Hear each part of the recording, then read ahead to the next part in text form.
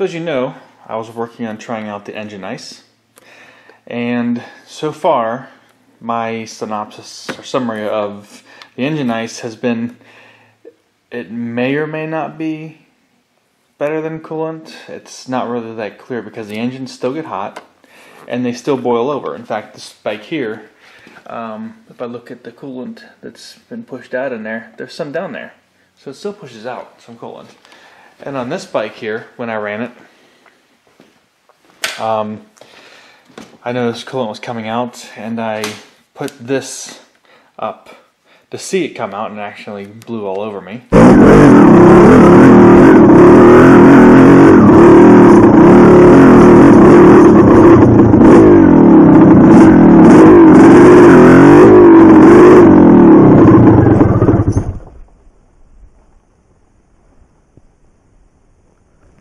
At one point, but I also saw some reviews where other people were saying that they didn't even notice any difference over regular coolant on this.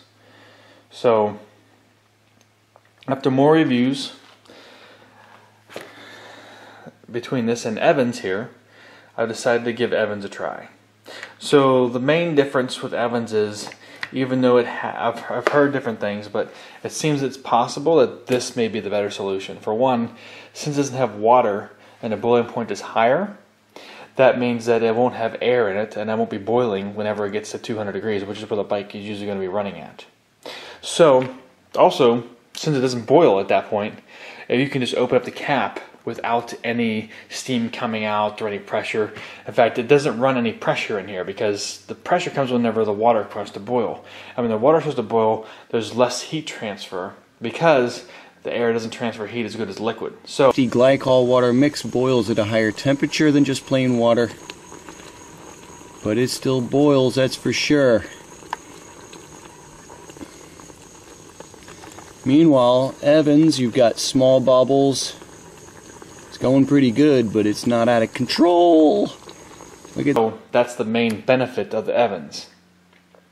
My issue with it originally was because it didn't boil over at 300 some degrees, I would never know if my engine was running hot. However, it doesn't seem like that's probably not the case, because for one, this bike has fans.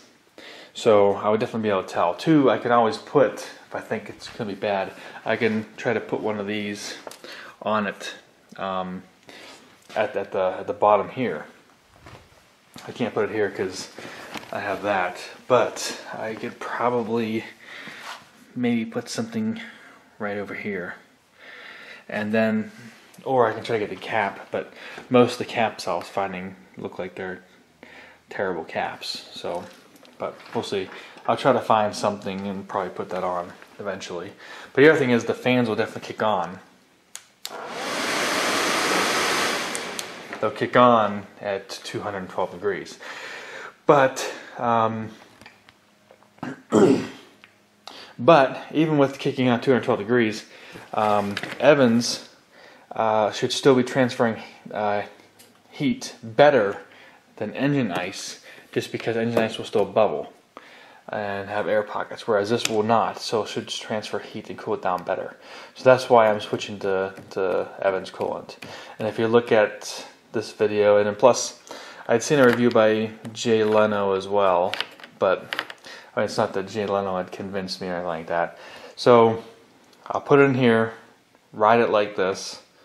Like I said, one of the other benefits is supposedly this won't, since there's no air in it, there's no water in it, it won't bubble, it won't boil.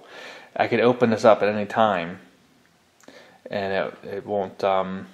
It'll just pop. It won't actually steam out or overflow. So, given all those facts, and given that by the time you get to 350 degrees Fahrenheit, your engine will probably be detonating around like shit, so you should be able to notice it before that happens, that I will give this a try. So with all of those warning signs, at the fans, I have the fans coming on, not now, but probably at some point I may consider putting either a cap on, if I can find a good one that will show the temperature.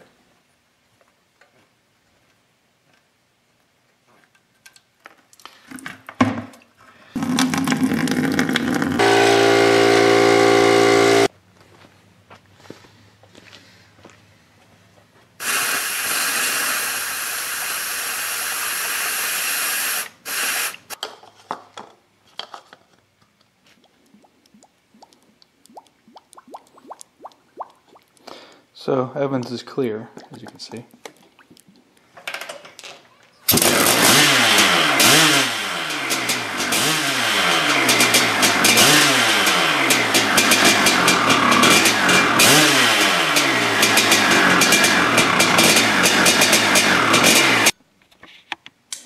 You can see here's where the battery goes. It does have some wear right there. I put basically 2 bungees around it. And back as the air filter now. And you can see that the bungees are right there. So, and of course turn the fans.